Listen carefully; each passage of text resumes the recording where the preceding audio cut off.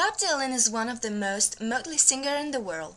If now everyone knows Bob Dylan for Knocking on Heaven's Door or Like a Rolling Stone, it is with Blowin' in the Wind that Bob Dylan has started his career of committed composer and singer. Bob Dylan is one of the rarest singers that has been through all type of music. From rock to blues, Bob Dylan can do everything. Blowin' in the Wind is the starting point to every other protest song. Written in 1962 at the bar deck of the Commons, famous bar, now called the Fat Black Pussycat, this song is going to become an icon of rebellion. This song was the best way to protest against the storm of racism.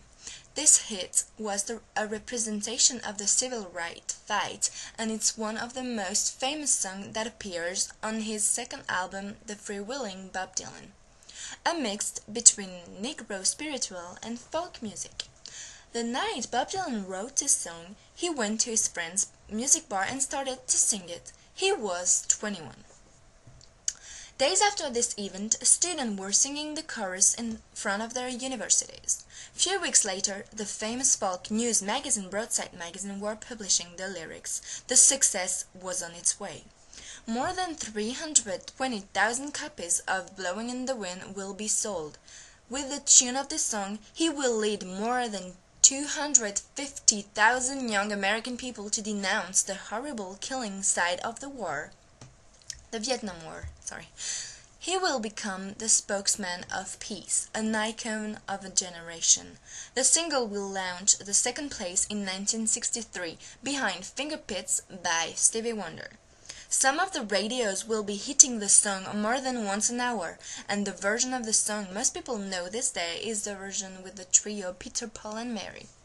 This mainstream hit has been written during the Vietnam War and the rebellious events for the civil rights. But the particularity of this song is that there is no sort of answer that are given in the lyrics, because actually all the answers the government are giving are blowing in the wind. We can see the reflection of the political context with the images of the wind. Some people see a silent metaphor. It depends on which side and point of view you decide to see the song.